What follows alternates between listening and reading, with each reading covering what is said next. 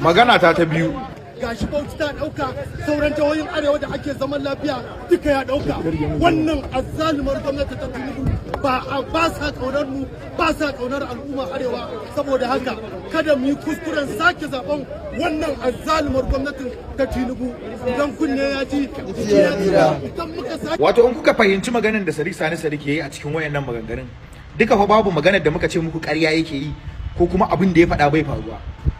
A Najeriya babu tsaro musamman mu yan arewa, Zamfara, Katsina, Sokoto har jihar Bauchi, Maiduguri, jihar Plateau, Benue ko ina ana rashin tsaro duk abin da ya faɗa haka ne.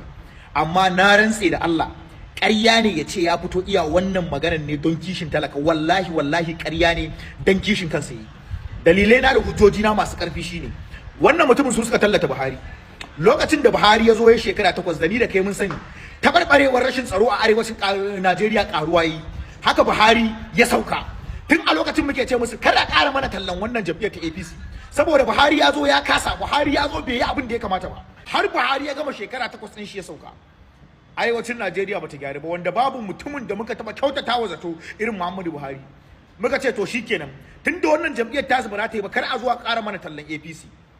Mutanen nan suka fito tare da Zuganya Haya Bello, babu abin da basu faɗa ba, babu inda basu je ba suka ƙara tallata mana Bola Ahmed Tinubu. Suna tallan shi muna kushewa, suna tallan shi muna ba ma yi. Haka har mutumin nan ya kawo kujerarsa. Akalla Tinubu yana neman shekara 3 akan mulki. An kashe sarkin Gobir. Zaka iya nuna min bidiyon Sadiq Sani Sadiq da ya magana akan kashe sarkin Gobir? Bello Turji ya tara mutane a mota ya sa musu wuta da ƙananan yara ya kona. Wa zai iya nuna min bidiyon Sadiq Sani Sadiq da ya fito ya kalubalanci wannan abun? An yi ta'addanci kala nawa, an kashe mutane a Jos. Nan dan Jos ne Sadiq Sani Sadiq, a nan Jos kwanan nan an tara yara za su tafi kasuwa Birom suka kashe su. Ku nuna min bidiyon Sadiq Sani Sadiq da ya magana akai.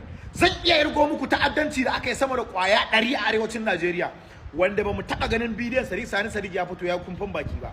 Bamu ce wanda ya zo yayi yanzu kuskure bane, amma ku sani ba yayi dan ku bane talakawa, yayi ne dan bukatar shi bata biya ba, sannan ya ga zabe ya karato gwamnatin nan bata yi da shi ba, bari ya fito su raina muku wayo su nuna muku su suke kishin ku kafin su ƙara karɓo tallan wani. Kuma ku rubuta ku ajiye za ku ce na faɗa kafin a fara zaɓe sai kun ga Sadiq Sani Sadiq ya ɗauko tallan wani ɗan takara yana cewa a yi shi a shugaban ƙasar Najeriya. Ya ga Tinubu ba sa yi da shi, kai ba uban da ya sai zo ya rena mana wayo a arewa a gaba kashe mu ba ku yi magana ba. Kun ga siyasa ta zo yanzu kuna so ku yi amfani da dama, bari ku rena ma talakawa wayo ku nuna musu ku masoyansu ne, ku fara agensin wannan gwamnatin domin ku ɗauko na ku ɗan takaran ku ce za mu yi shi. ƙarya ne. Duk uban da ya ce kai in ka ce ma muna hasada ka gutsun uwar wanda bai ce hasada muke yi ba, wallahi sai mun yi magana. Ƙarya ne ba dan talaka yake yi ba.